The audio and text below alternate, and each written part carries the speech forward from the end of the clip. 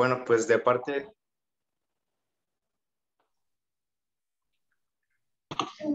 Bueno, pues muy buenas tardes a todos.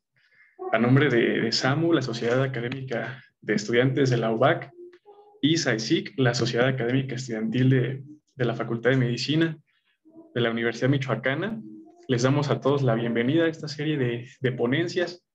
El día de hoy nos va a acompañar la doctora Lilia Hernández, doctora egresada de la Universidad Michoacana de San Nicolás de Hidalgo, especialista en anatomía patológica en el Centro Médico de Occidente del IMSS y también profesora de la materia de anatomía patológica en nuestra universidad. Así que pues muchas gracias, doctora, por acompañarnos el día de hoy y comenzamos con la ponencia. Ok, bueno, pues vamos a comenzar a hablar de la glándula mamaria a través de la historia. Les agradezco mucho la invitación, especialmente a Abelardo, que orgullosamente pues fue mi alumno. Entonces vamos a comenzar con este tema. La intención del tema, sé que están tratando la semana de sensibilización sobre el cáncer mamario, y bueno, la intención es pensar sobre la glándula mamaria a través de, como ícono, a través de la historia, ¿no? La glándula mamaria ha sido categorizada como buena o mala dependiendo de la etapa donde se le estudie. Desde el Génesis, pues Eva fue vista como una heroína, porque pues bueno, dio de amamantar a todo el pueblo judío y a toda la descendencia, pero también fue vista como mala porque pues fue la que incitó al pecado, ¿verdad? Entonces, comenzaremos con esta plática y tiene mucho de artístico, inevitablemente porque la mama ha sido plasmada a través de la historia en diferentes rubros, ¿no? Entonces comenzamos con esta pintura que se llama Las tres edades de la mujer, que es de mi pintor favorito, que es Gustav Klimt, pintada en 1905, y bueno, nos plasman las tres edades de la mujer y bueno, aprovechando pues los cambios anatómicos que se ven ahí y que sabemos que existen. Ok. Sabiendo que no existía la leche pasteurizada en el inicio de la humanidad, pues no es de asombrarnos que en la representación de las deidades de las diosas paleolíticas, bueno, pues se representaban a las mujeres con grandes senos, ¿no? Y pensando que era muy difícil alcanzar la obesidad en aquellos días, porque bueno, la escasez de alimentos pues era muy intensa y las mujeres morían pues jóvenes, eh, pues entonces se representan las deidades con estas grandes más, ¿no? Y aquí tenemos una de las más representativas, que es la Venus de Windeldorf, que es esta estatuilla descubierta en el Danubio por ahí de 1908 y que tiene alrededor de 22,000 años de antigüedad. Es de las más conocidas de las Venus paleolíticas, ya que representaba la supervivencia de su progenie, ¿no? La supervivencia y la capacidad de amamantar con abundante alimento, además, a sus hijos, ¿no? Entonces, en algún tiempo, las mujeres fueron deidades muy sagradas, muy seguidas, y para culturas enteras, las deidades fueron femeninas, ¿no? Después de algunas épocas, pues la deidad vino a ser masculina, pero en tiempos paleolíticos pues las deidades eran femeninas. Dentro de esta simbolización del pecho mítico, pues hay una curiosidad aquí con el rey Hapi, con el dios Hapi, que bueno, nos hablan de que los faraones y en realidad todos los seres que eran dioses tenían que ser alimentados por diosas, ¿no? Y pues no se quiso quedar atrás el género masculino aquí, y entonces tienen a un dios masculino con la capacidad de la abundancia femenina a través de la glándula mamaria. Entonces crean al dios Hapi, que era este dios que era encargado del llenado y los desbordes imprescindibles del río Nilo que les iban a dar o que les iban a asegurar las cosechas abundantes, ¿no? ¿Esto qué significación tiene? Bueno, pues nos significa la inmortalidad a través de la lactancia, con la fertilidad de la tierra, ¿no? También sabemos que la tierra ha sido un ícono femenino, ¿no? A través de toda la historia, pues siempre se ha representado a la tierra como la figura femenina, pero bueno, esta es una cosa diferente, ¿no? El hecho de que los egipcios tenían a su rey con, yo supongo que con ginecomastia en realidad, pero bueno, para ellos el rey de la abundancia.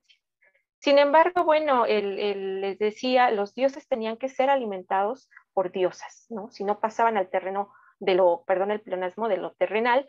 Y bueno, aquí tenemos esta escultura que es Isis alimentando a Horus, ¿no? Y desde entonces, vean cómo se transmite este linaje de reyes a través de ser amamantados por una reina. Y esto va trascendiendo a través de los años y a través de las épocas.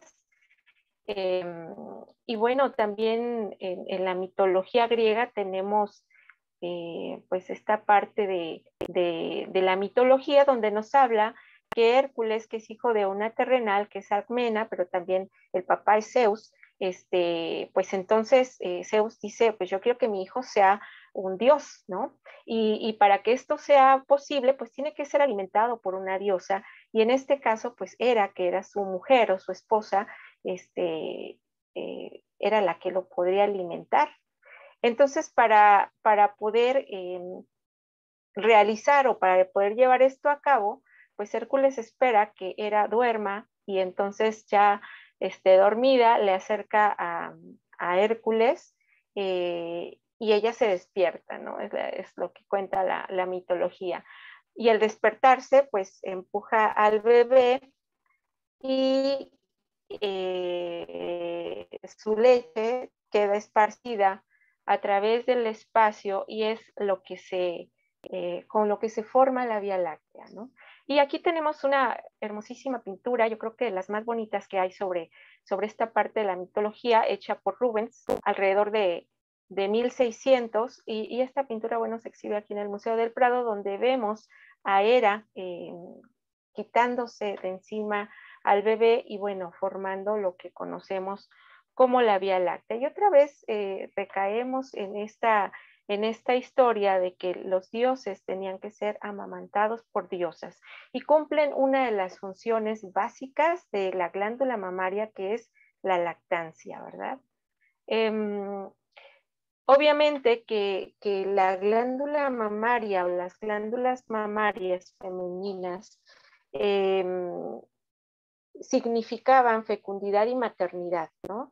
Y existe este culto a la fecundidad y a la maternidad desde mucho tiempo antes de Cristo. Encontré fuentes de 7,000, pero hasta 14,000 años antes de Cristo, donde se veneraba a la diosa Artemisa. Y hay lugares, por ejemplo, en Turquía, donde se han encontrado artemisas con múltiples glándulas mamarias, lo que les aseguraba pues que era una diosa con mucha fuerza de fecundidad y de maternidad, pero también de supervivencia, ¿no?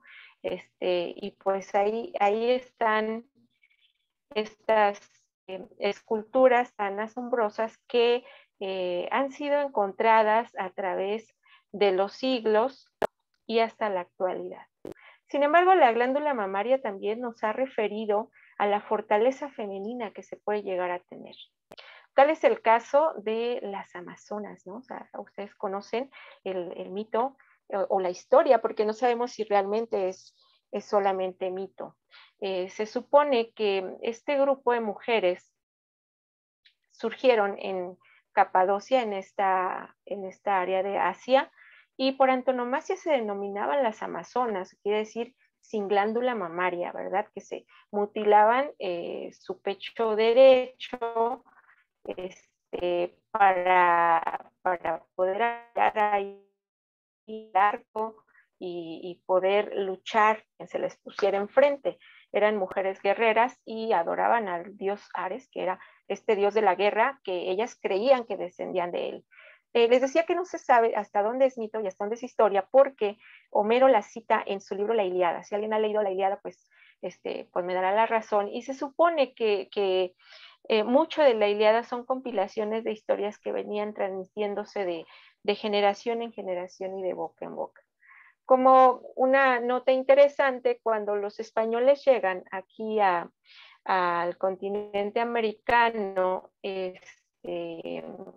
comandados por Francisco de Orellana en 1540, encontraron en las selvas al norte de Brasil tribus de mujeres guerreras valientes que combatían a la par de los varones, y pues ellos quedaron asombrados, ¿no? De la valentía de estas chicas, y entonces por eso se les da el nombre a esta área y al río, el río Amazonas, ¿no? Y aquí tenemos algunas pinturas, bueno, griegas, donde vemos a las mujeres con la mutilación de su seno derecho y la presencia de su seno izquierdo, porque aparte de todo, se supone que tenían tiempos de reproducción y entonces guardaban uno de los senos para amamantar a la progenie que de ellas descendiera. Si eran varones, eran desechados o pues no quiero decirlo, pero eran asesinados o regalados, y las mujeres se quedaban para formar parte de su grupo, ¿no? Otra de las cosas asombrosas en la mitología griega es este mito de Tectafo, que fue un príncipe que fue prisionero de Heriades, y es condenado a morirse de hambre. Y su hija Eria, lo visita en la cárcel y decide amamantarlo. Y de esta manera salva la vida de su padre, y el rey de Heriades decide perdonarle la falta que haya tenido ante la valentía de su hija, ¿no? Es el caso de un padre amamantado por su hija. Vamos a encaminarnos hacia tiempos más cercanos, y bueno, tenemos que hablar de Hipócrates, ¿no? Y más adelante lo volveremos a mencionar, que tenían estas ideas muy erradas en cuanto a la lactancia, en cuanto a la mujer, en cuanto a las glándulas mamarias, ¿no? Hipócrates afirma en el siglo V antes de Cristo que la leche del pecho es una modificación de la sangre menstrual, y él consideraba que las mujeres éramos tan inferiores como cualquier raza animal por poseer glándulas mamarias y leche, ¿no? Y también Galeno, pues no se detuvo para decir que la naturaleza otorgó los pechos o los senos a la mujer para compensarnos la frialdad del corazón. ¿Cómo ven? Posteriormente, hacia el medievo, surge esto de la sacralización del pecho, ¿no? Y como les decía otra vez, el doble papel del seno en cuanto a la historia. Por un lado, aparecen las madonas lactantes, ¿no? O las madonas de leche, que, bueno, están en todos lugares del mundo, plasmadas sobre todo del medievo hacia adelante, ¿no? Mucho parte de la Iglesia Católica. Pero por otro lado, la imagen de los senos al descubierto, pues es así como una invención diabólica para incitar a los hombres al desenfreno sexual, ¿no? Y por eso la vestimenta de las mujeres era, por un lado, para las vírgenes, pues sí destapado uno o los dos senos, pero para el resto de las mujeres era bastante recatado. Dentro de estos cuadros, pues también hay uno que llama mucho la atención, donde habla de la lactancia de San Bernardo, que es un santo que en su éxtasis espiritual, en oración, se le aparece una virgen y bueno, le da de tomar de su leche. Obviamente que las imágenes religiosas tienen cero imagen de deseo, ¿no? O de la libido. Son imágenes donde realmente la mujer está otorgando parte de su santidad al fraile que le está orando. Y bueno, aquí tenemos algunas de las madonas lactantes más antiguas.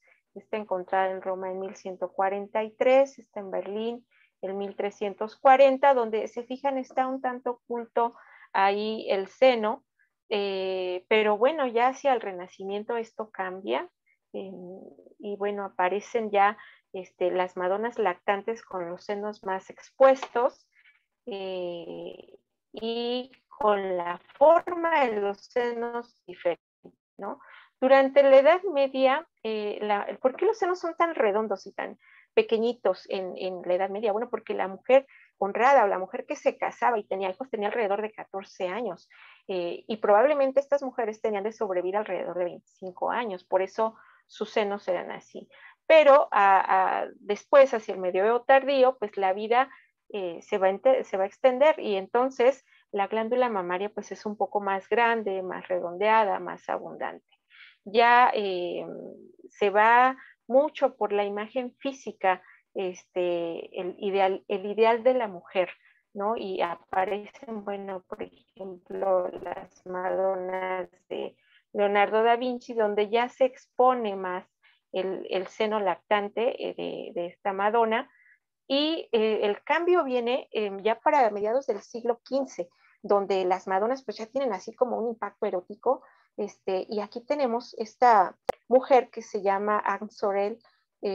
Esta mujer era la amante de Carlos II, que era rey de Francia, pero la pinta como Madonna, y entonces eso pues causó un revuelo muy fuerte en la sociedad para quien se llegó a dar cuenta, ¿no? Porque pues llegaban muchos adoradores a esta virgen sin saber y sin pensar que era esta mujer que era la amante de Carlos II. El impacto de las amantes dentro de la historia pues ha sido muy fuerte. Es como todo un tema a desarrollar, ¿no? Pero bueno, estamos hablando del seno y de la glándula mamaria como ícono, y bueno, pues algunas mujeres causaron revuelos en ciertas épocas de la historia. Y aquí tenemos Madame Pompidou, la verdad no sé muy bien cómo se pronuncia, que fue amante, consejera y estadista de Luis XV, y gracias a esta mujer existen las copas de esta forma, que son específicas para cierto tipo de vino, porque a ella se le ocurrió que se utilizaran sus senos como molde y poder dar al pueblo parte de su belleza. Fíjense nada más ustedes. La glándula mamaria ha sido tan importante en la historia de la humanidad que nosotros somos mamíferos, ¿verdad? Nosotros pertenecemos a la clase de los mamíferos o mamarios, que fue definido por Carlos Linneo en 1758. O sea, no es cualquier cosa. En ciertas etapas de la historia, el seno ha sido utilizado como un seno ideológico y político, ¿no? A finales de 1700, sobre todo en Francia, ya que se acercaba la Revolución Francesa, las mujeres con senos al aire empezaron a ser iconos de libertad, iconos de fortaleza del pueblo, queridos por una segunda madre que era su patria. Y entonces vamos a empezar a ver estas mujeres que se les denomina marianes, que son estas mujeres que tienen los senos al aire, que tienen una imagen un tanto física, corpulenta, y que siempre están abrazando a su pueblo, y dando libertad a su pueblo, ¿no? Y entonces tenemos este famosísimo cuadro de Eugène Delacroix, donde se llama La libertad guiando al pueblo. Sin embargo, no es la única pintura, hay muchas pinturas muy semejantes a esta. Fíjense aquí en este libro que habla de la nueva República Francesa, pues tenemos esta mujer también con los senos al aire, ¿no? Posteriormente, ya un poquito terminándose esta etapa, se quita también el uso de corset completo rígido, y aparecen los vestidos sin entalle que van a permitir el libre movimiento de los senos. Y esto trae también dentro del pueblo francés ciertos cambios, porque en los tiempos de riqueza antes de la revolución, pues obviamente que las reinas y la gente de la aristocracia tenía para pagar nodrizas. Pero después de la revolución, pues las mujeres se tuvieron que empezar a encargar de nuevo a amamantar a sus hijos y cambia entonces la vestimenta para poder mostrar los senos y también otra vez emerge el papel femenino representado por el seno, ¿no? Además hacia acá, en 1858, pues empieza también la rebelión de mujeres negras que eran esclavizadas y sometidas como nodrizas, sobre todo en Estados Unidos, ¿no? Y bueno, tenemos este ejemplo de esta mujer que es Sojourner Truth, que es esta mujer negra, activista de los derechos de la mujer negra, que al final de un meeting en 1858, la acusan y la agreden y la apresan y le dicen que ella no es mujer y pues obviamente que pasa a ser una presa política. Y entonces dice la nota del periódico en el día que la apresan, que ella se abre sus vestimentas y les dice, soy mujer y he criado a más de los hijos que ustedes creen, a más hijos de los que ustedes creen, de los que me están apresando. O sea, muchos hombres blancos que le estaban acusando y los estaban apresando, los había creado ella, ¿no? Y entonces, bueno, esta mujer inicia la liberación de los negros, que más adelante, pues ya saben ustedes cómo se concluye. En otras partes del mundo, como en Rusia, como en Alemania, pues algunas reinas empiezan a poner el ejemplo amamantando directamente a sus hijos y les digo otra vez, la figura materna emerge a través de la lactancia. León Tolstoy, que es este escritor ruso, escribe Ana Karenina, esta obra que ha trascendido, bueno, también a través de los años. Y otra vez, bueno, dentro de la novela existe la mujer que amamanta y como figura materna, ¿no? Y obviamente que Ana Karenina, que no amamanta y que es amante, pues es la mujer mala. Hacia la Primera Guerra Mundial, sucede un poco esto de la comercialización y el utilizar a la mujer como ícono para la guerra. Las mujeres en ese tiempo eran espías, eran carteras, eran mensajeras y se empieza a comercializar su imagen, pero no tanto porque ellas lo decidieran, sino como parte de su obligación a servir a una nación.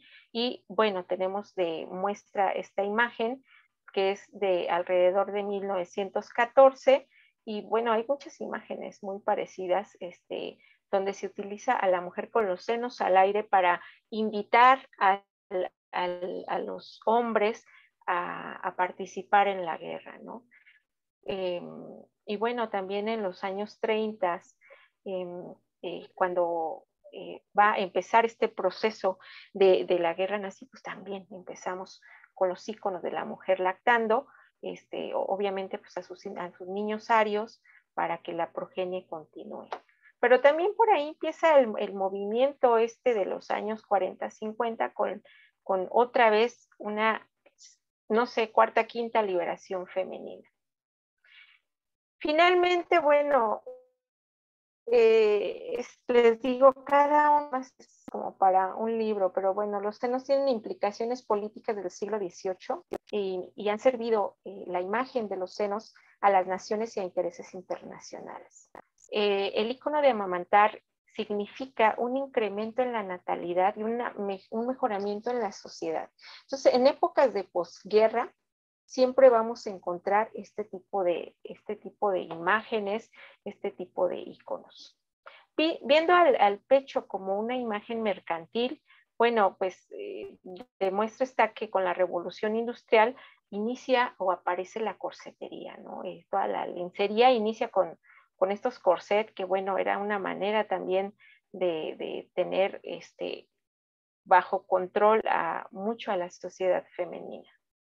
Y para no alargarnos pues mucho en el tema, alrededor de los años 20 viene este hombre que es Paul Poiret, que quita el corset a las mujeres e inicia otra vez la vestimenta suelta con los senos sueltos, sin sujetador, lo que indica una nueva libertad. Si ustedes se acuerdan de las imágenes de las mujeres en el 1920, 1930, son mujeres que otra vez se sienten libres, fuman, participan en la sociedad como elementos activos, ¿no? No se diga más hacia los 60, donde la mujer, bueno, decide aumentar la liberación que ha estado teniendo durante estos años, y empiezan a intervenir eh, ya profesionalmente y económicamente constituyendo su sociedad, ¿no?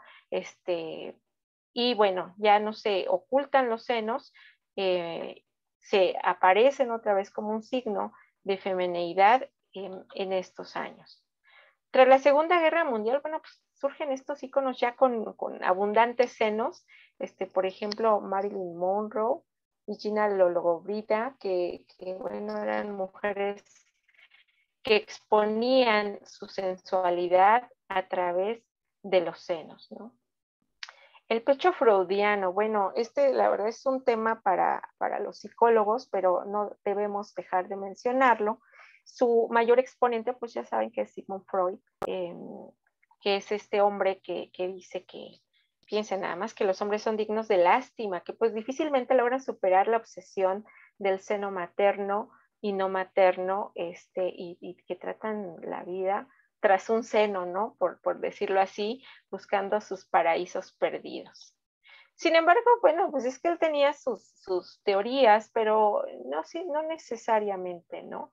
Eh, ¿Para qué sirvió, creo yo, Freud?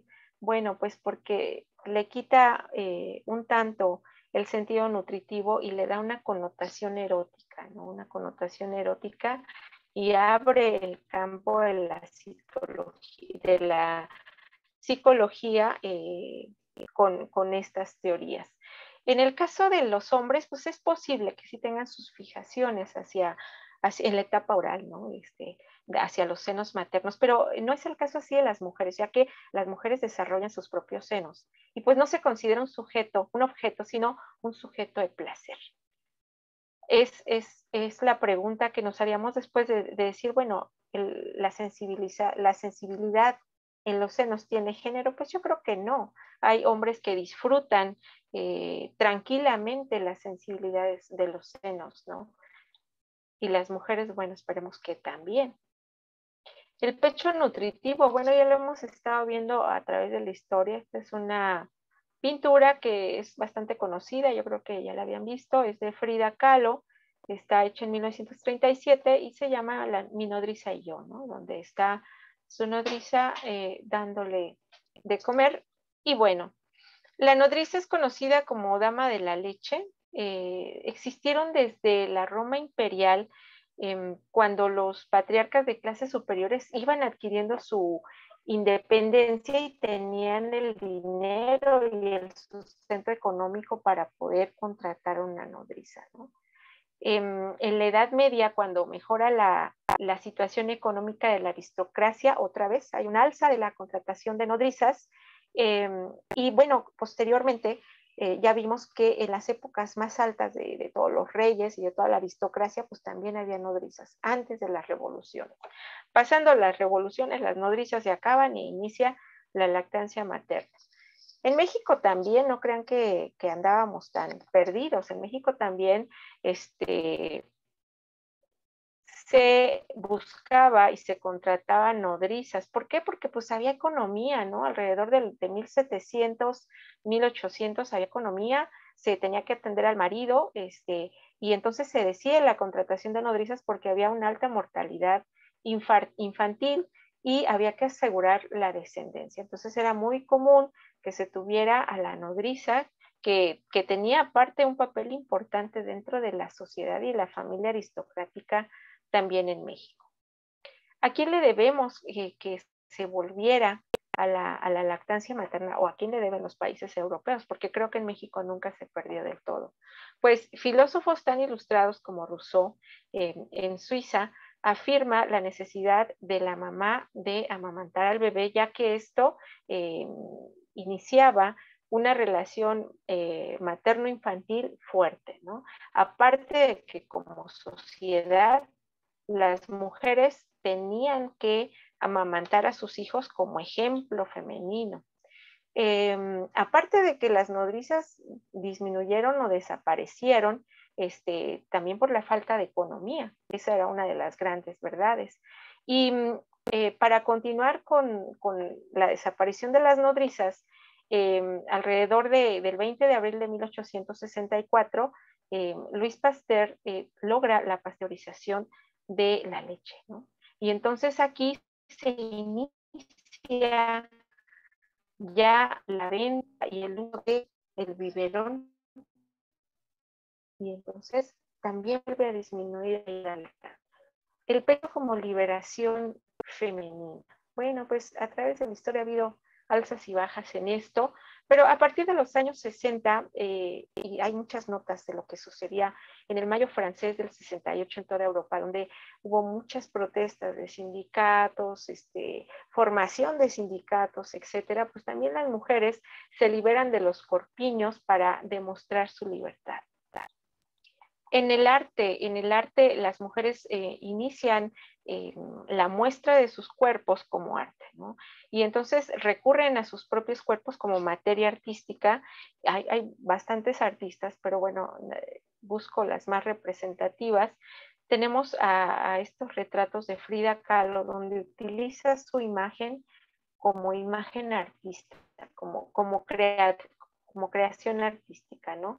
No son senos erotizados ni idealizados, son senos naturales que son pintados con el realismo que ella nos está mostrando. Alrededor de los años 81, mujeres como Audre Lorde, que es una escritora y una poeta, inician esta como detente con tanta comercialización de la imagen del seno y empiezan a hablar del seno ya también como una imagen de enfermedad. Y esta mujer, Audre Lorde, publica su historia a través de un libro donde habla su experiencia del cáncer de seno. Obviamente que con la venida de la liberación, alrededor de los años 60, aparece el pecho pornográfico, aparece la industria pornográfica exultando o insultando más que exaltando el seno femenino, ¿no? A diferencia del erotismo que se ha desarrollado en el arte, la pornografía es acentuada, compulsiva y sobre todo desafectivizada, ¿no? Carece de afecto y es mercantilizada. Si esperaban una imagen pornográfica, lo siento, no hay. En realidad no es algo nuevo, ¿no? A través de la historia ha habido la explotación de la imagen femenina, pero no tanto como en los últimos años como pornografía. El pecho erótico es solamente de ciertos lugares, ¿no? En Occidente el seno es erótico, en Oriente hay otras imágenes que son eróticas, como el pie en flor de loto, como es ese que están viendo, el cuello de las mujeres, y en África y en países sudafricanos, pues son las caderas y las nalgas lo que suele ser una figura erótica. No es como para nosotros la imagen erótica del seno. El seno en la moda, bueno, el seno en la moda, pues resulta ser que la moda no la imponen las mujeres. Esta autora que se llama Marilyn Yalom, que dejo la bibliografía al final, dice que los varones son los dictadores de la moda, que imponen a las mujeres sin preguntarles su opinión. Pero también pienso yo que mucha culpa tenemos en la participación de las modas, ¿no? Incluyendo los implantes mamarios, que suelen ser modas en diferentes etapas de la historia.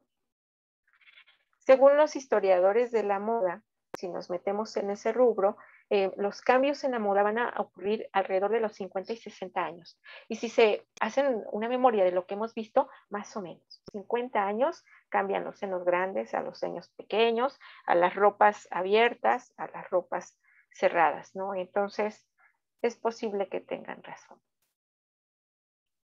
¿Qué pasa con el seno posmoderno? ¿Qué pasa con el seno en la actualidad? Bueno, la cirugía del aumento mamario o la cirugía de implante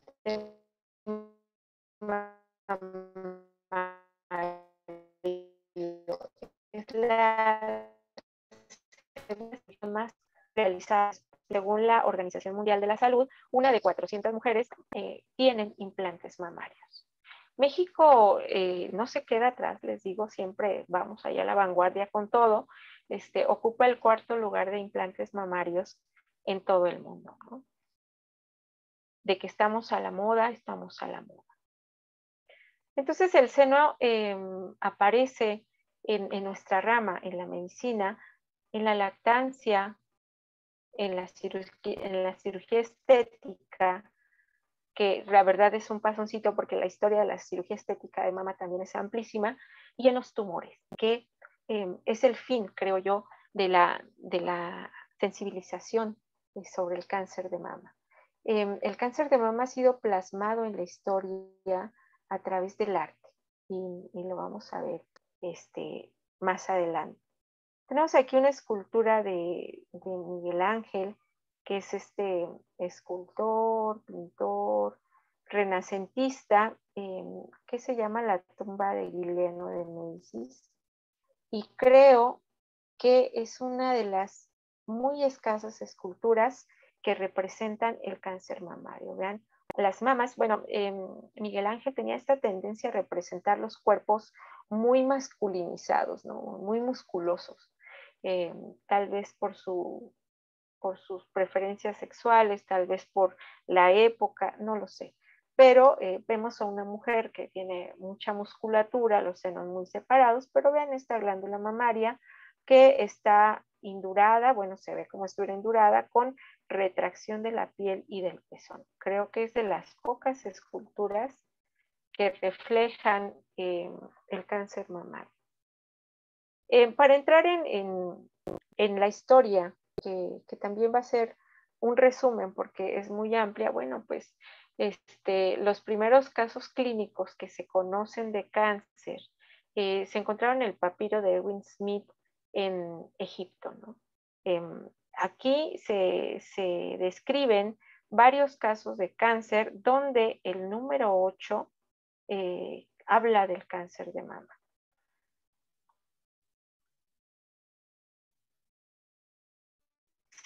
Han desde dentro de Cristo, donde se describe, la verdad no sé en dónde diga, pero así decía, papiro egipcio, donde se describe cáncer de mama, ¿no?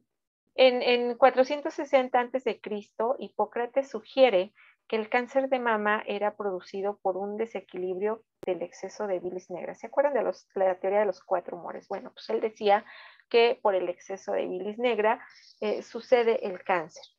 Él inicia llamando al cáncer carcrinos o cangrejo, porque los tumores se aferraban al tejido como patas de cangrejo, ¿no?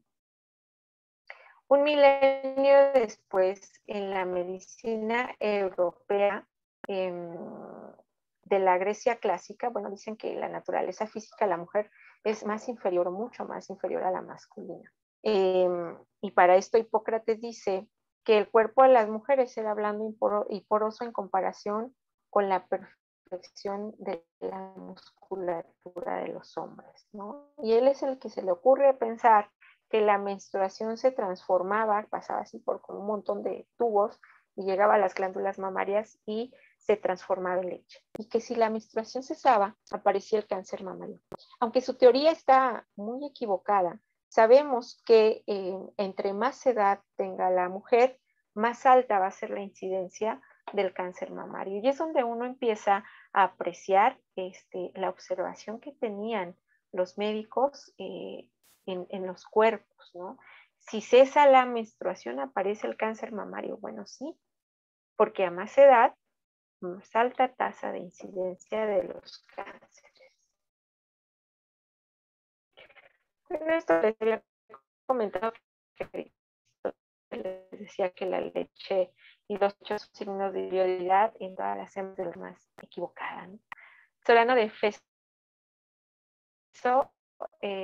un ginecólogo del siglo II, él apuesta otra vez por la lactancia y él dice que las mujeres, inicia con esta idea que las mujeres que que dan pecho a sus crías o a sus hijos desarrollan menos cáncer mamario. Esto es algo importantísimo, ¿no? Galeno de Pérgamo, es otro médico, bueno, habla sobre las mamas, muy equivocadamente dicen que solamente sirven como protección al corazón, pero él también utiliza el término cáncer, ¿no? Y curiosamente, este señor Galeno de Pérgamo dice que las mujeres con humor melancólico son más propensas al cáncer de mama. Fíjense nada más, en 1999 después de Cristo, y a fecha de hoy hay teorías que dicen que la depresión origina cánceres, ¿no? Y entonces, la observación otra vez, la observación sobre el cuerpo humano, tratando de deshebrar el origen del cáncer. Leónides de Alejandría, en la historia, 200 años después de Cristo, describe la retracción del pezón como un signo diagnóstico del cáncer mamario. Y bueno, nosotros sabemos que la retracción del pezón específicamente sugiere un cáncer mamario muy avanzado, ¿no? Y también él fue el primero que realiza un procedimiento quirúrgico para quitar el cáncer de mama, que la verdad eran cosas abominables porque no se conocía la anestesia. Y entonces, pues, así como Dios, creo que les daban vino, solamente y con eso se tenían que aguantar todo el evento quirúrgico. A inicios del Renacimiento, Ambrosio Paré, influido por Galeno, reconoce la relación que existe entre el cáncer mamario y la extensión ganglionar de la enfermedad.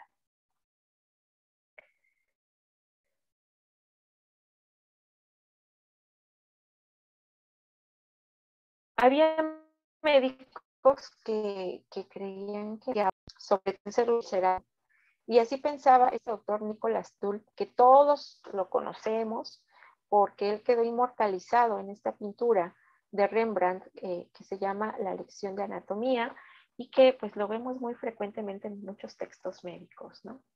Y bueno, echando una ojeada rápido al arte, les decía, el cáncer mamario ha quedado registrado en el arte y aquí tenemos una pintura de Rafael que se llama La Fornanina, que fue hecha alrededor de 1518 a 1519.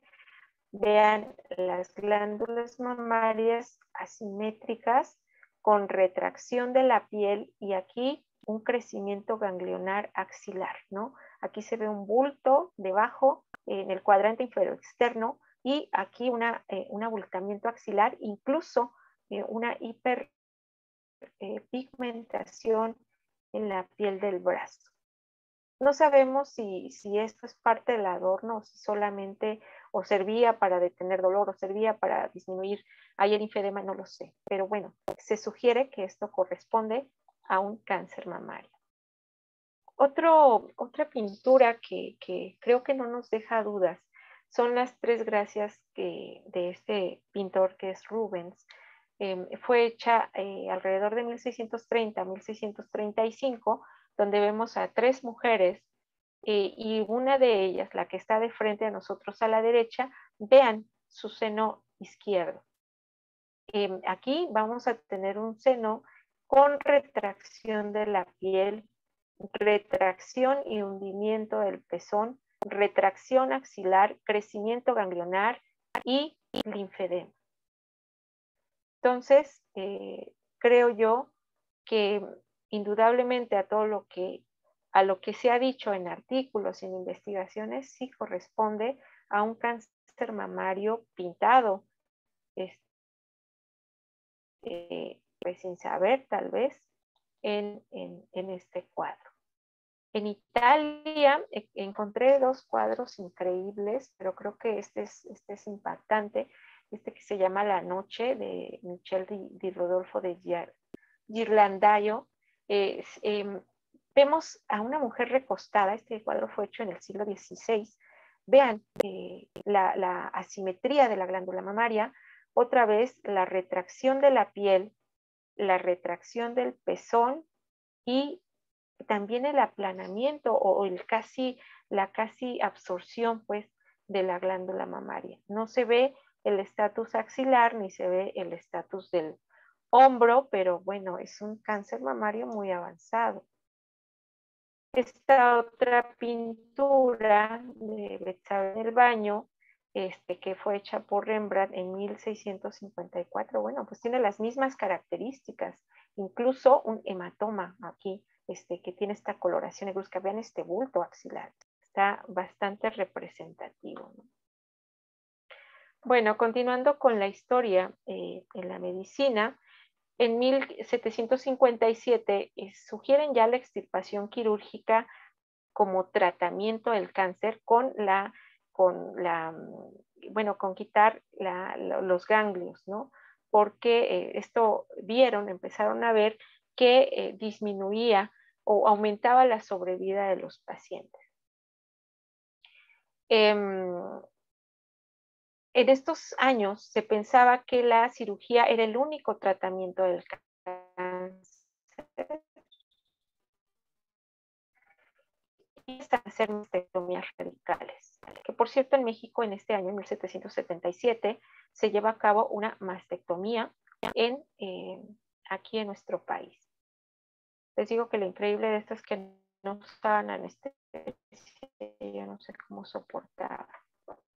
Y bueno, a partir de este año, de alrededor de 1900, este médico, este cirujano, William Stewart Halsted, inicia con la mastectomía radical, que es conocida hasta nuestros días, ¿no? Ha habido modificaciones y modificaciones de esta mastectomía, pero él inicia con este protocolo de mastectomías y la conocemos así, la van a leer en sus libros de técnicas quirúrgicas, tal vez ya como historia o tal vez ya como las técnicas modificadas, la mastectomía radical de Halsted. Esta consiste en extirpar toda la mama, los ganglios linfáticos axilares, los músculos pectorales mayores y menores. Obviamente estas cirugías ya no se hacen. Es una cirugía muy deformante, pero era reservada para tumores que afectaban el músculo pectoral o tenían cánceres recidivantes, ¿no? Eran cirugías muy mutilantes. Vean cómo quedaban, por aquí tengo una foto más adelante, cómo quedaban el tórax, ¿no? Completamente aplanado. Este médico quedó inmortalizado también en esta pintura, que se llama La Clínica del Dr. Agnew. Y está el doctor Halsted llevando a cabo una mastectomía, ¿no? Ok, hasta el siglo XIX, bueno, pues no se sabía bien el origen del cáncer, pero fue Rudolf Virchow el que comprende que la raíz del cáncer se encontraba en las propias células mamarias. Y bueno, incluso hay anotaciones ahí como son las células que son pequeñitas y eosinófilas. En realidad sabemos que hay muchas células, muchos tipos celulares de cáncer, ¿no? Y aquí tenemos un hermoso carcinoma, digo hermoso porque gracias a Dios yo no lo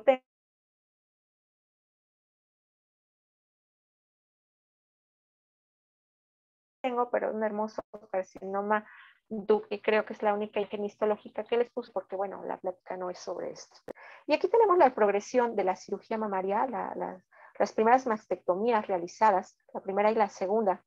La primera era del tipo que realizaba el cirujano Halsted, que quitaba ganglios, glándula mamaria, pectoral mayor y menor, y bueno, que causaban estas deformidades tan extensas. Posteriormente a alguien se le ocurrió que también si había infiltración del paquete axilar ganglionar, había que quitar el hombro y el brazo completamente. Y entonces tuvimos estos resultados que, bueno, a lo mejor aumentaban la sobrevida un porcentaje menor, pero bueno, la calidad de vida pues era muy deficiente, ¿no? Y en la actualidad, donde ya se practica las tumorectomías, la preservación de la glándula mamaria, la búsqueda del ganglio centinela, y que tenemos estas cirugías muy estéticas y conservadoras, ¿no? Gracias a que, bueno, después del inicio del camino quirúrgico, también empezaron otros tratamientos, que les decía, la historia del tratamiento del cáncer mamario es muy amplia, y bueno, solamente estamos dando un repasito aquí, pero los rayos X que se empiezan a usar alrededor 1930, 1960, amplía la sobrevida de estas pacientes con cáncer mamario. Después, alrededor de 1960, se implementa la quimioterapia y desde comienzos de siglos se inicia la terapia hormonal, estudiando el uso de estrógenos y la supresión estrogénica para disminuir el cáncer mamario. Y hemos caminado este camino a día de hoy, donde tenemos las terapias blanco, donde hacemos marcación de qué tipo de célula está originando el cáncer. Si es una célula luminal, si es una célula basal y qué tipo de terapia se le va a dar. Y estamos hablando de la terapia blanco, ¿no? que en últimas fechas es lo que más ha ayudado, junto con todo lo demás, al cáncer mamario. Ha habido muchos descubrimientos sobre el cáncer mamario y esperemos que siga habiendo. Por ejemplo, en 1955 Bernard Fisher habla de las metástasis y el estudio de cómo una célula es capaz de metastatizar, ¿no? Y en la medicina moderna este paso fue importantísimo. En 1995, cuando se descubre estos genes BCRA, ¿no? Sabemos que la mutación de BCRA 1 y BCRA2 sobre todo va a aumentar la propensión al cáncer mamario, junto con otros genes. De tal manera que actualmente, bueno, esta es de las últimas cifras de epidemiología que tenemos de Globocan del año pasado. El cáncer de mama sigue siendo el cáncer más común en todo el mundo. Ocupa el 11.7% del total de casos nuevos a nivel mundial. Y bueno, en esta imagen que nos pone ahí Globocan, que lo pueden consultar en su página, pues es un poco desalentador ver todos los países que están en rosa, son los países que tienen primer lugar de cáncer mamario. Y como les digo, nosotros siempre a la vanguardia. México también estamos en primer lugar de cáncer mamario. Sin embargo, pues esto, a pesar de que desanima, al contrario, ¿no? Tenemos que abrir nuevos caminos a la investigación sobre el cáncer de mama, siendo que este continúa siendo un desafío a la salud pública debido a la gran alza que hay en morbimortalidad a nivel mundial. Pues este ha sido un paseo de la glándula mamaria a través de la historia. En los últimos tiempos hemos sido testigos de que las mujeres defienden y hablan sus propios cuerpos, ¿no? Dotándolos de valores sociales, políticos, comerciales, pero también valores personales. Siempre nuestros cuerpos van a estar ligados a valores de la sociedad y a normas culturales, y también los de los varones. Creo que implicaría una plática acerca de la imagen masculina en la historia, ¿no? Este recuento histórico que hemos visto, pues nos da la posibilidad de reflexionar sobre los valores relativos y construidos de algunas cosas importantísimas como la corporalidad que consideramos como naturales. ¿A quién pertenece el seno? A los hijos, a la sociedad, a la pareja, al varón. Creo que el seno pertenece a la identidad personal y uno le da o le dirige hacia el camino que uno necesita tener para sentirse y ser parte de ese seno, y al revés, ¿no? Y dentro de esto tenemos que contemplar al seno como todas estas fases que hemos visto, pero como parte de nuestra salud de enfermedad. Y es de ahí el origen de esta plática. Cuando yo empecé a investigar sobre cáncer mamario en mi área, que es la anatomía patológica, pues veía muchas referencias artísticas, políticas, sociales del seno, y de ahí nació la idea de esta plática, que espero que les haya ayudado a construir una imagen diferente a la comercial, a la erótica, etcétera, ¿no? Finalmente el cuerpo conoce una memoria que no es la realidad ni lo son los sueños. Cada quien haga su imagen y su seguridad del seno, pero también veámoslo como una fuente de salud, una fuente de vida y una fuente de enfermedad. Pues muchísimas gracias y estoy a sus órdenes.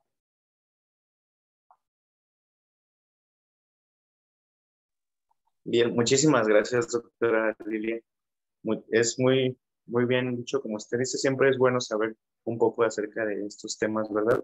Y pues bueno, le agradecemos de parte del equipo de la Sociedad Académica Estudiantil Dr. Ignacio Chávez y de la Sociedad Académica de Medicina UBAC su participación y que haya aceptado también colaborar con nosotros. Estamos muy agradecidos de poder colaborar juntos. Y pues, sin antes que se vayan todos, me gustaría que pues prendan su cámara en la medida de lo posible para tomarnos una fotito y, y tener de recuerdo, ¿verdad? Sí, mientras están tratando, ya aprendiendo su cámara, pues vamos a escuchar a Ave, también con unas palabras para nosotros. Sí, pues bueno, únicamente agradecerle, doctora, muchísimas gracias por su plática. De verdad que pues nos amplía muchísimo el panorama, ¿no? No nos quedamos únicamente con esta idea que podemos tener si no estamos muy en contacto con el arte, con la historia. Y pues es un panorama muy amplio desde ahora sí que antes de nuestra era hasta la actualidad, pasando tanto por el ámbito artístico como el histórico, la importancia social, la importancia personal y lo que nos competen en estas ponencias, que es como tal el cáncer de mama. Así que pues le reitero, doctora, muchísimas gracias por estar con nosotros y pues espero que en futuras ponencias pueda también seguir acompañándonos. No, pues es un placer y muchísimas gracias a ustedes por la invitación. Muy bien. Gracias, hasta luego. Sí, si gusta, doctora, ¿podría dejar de compartir la pantalla para que puedan aparecer todos los integrantes de la llamada y tomar la foto? De favor.